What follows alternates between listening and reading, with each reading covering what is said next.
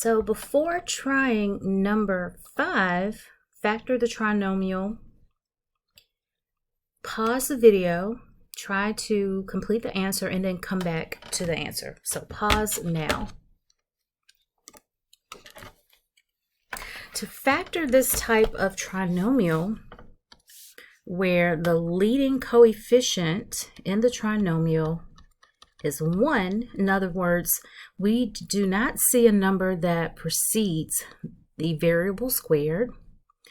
All we have to do is focus on the products and factorizations of this constant term. All we need to do is focus on our C. So we have a 53, and we simply list all of the factorizations of 53, which means the numbers that multiply to give us 53.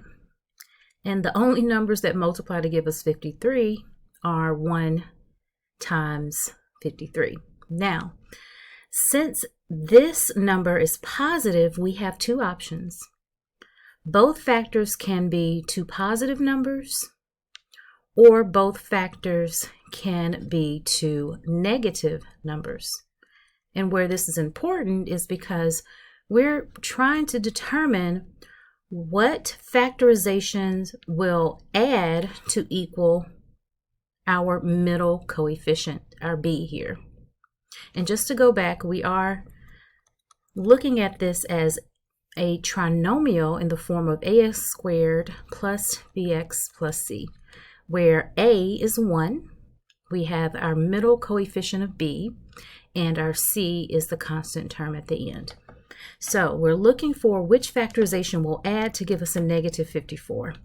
And of course, that would mean we'd have to use the factors as two negative numbers. So a negative 53 plus a negative 1 equals to a negative 54. Once we've determined those two numbers, that's pretty much going to put us in our answer. We know that we have x squared for the first term.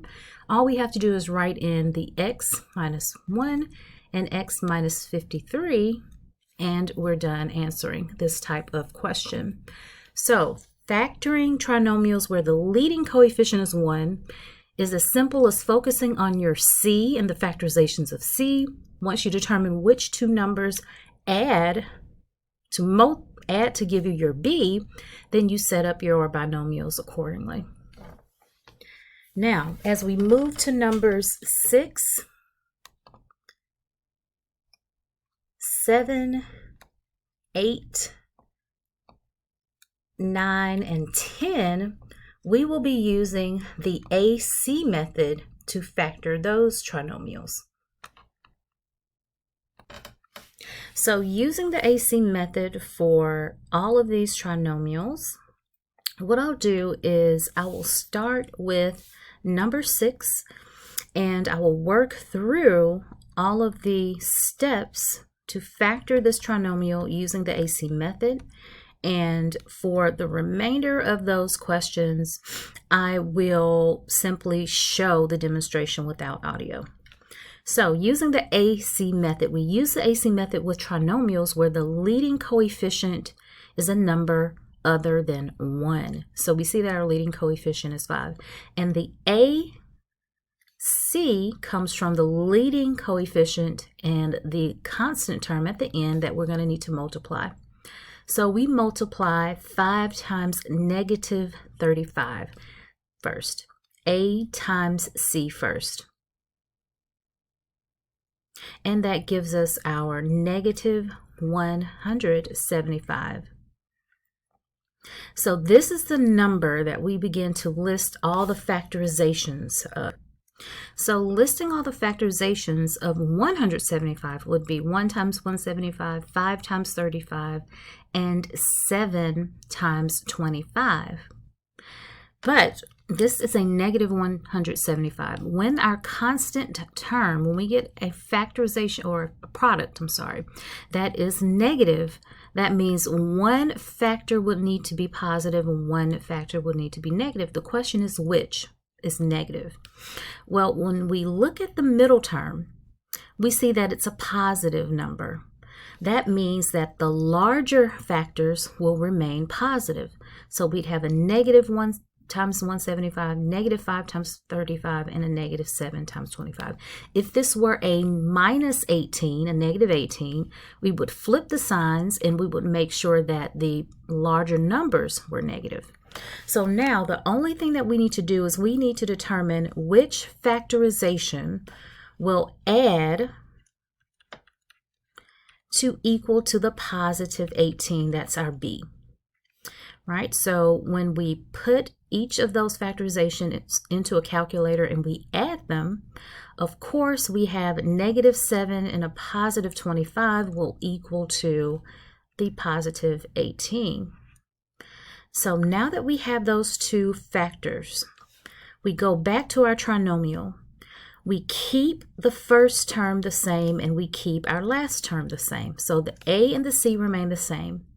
But we're going to replace the positive 18C with a negative 7C and a positive 25C. And then we finish by factoring by grouping. So for the first group, the GCF, since there's only one number that divides into 5 and 7 evenly, which is 1, but there's a common letter, right? The GCF we will say is simply C, or I can say 1C if I need to see it as 1 times C. When I factor out C, that gives me 5C minus 7 in parentheses, and I can quickly multiply this back to get this again.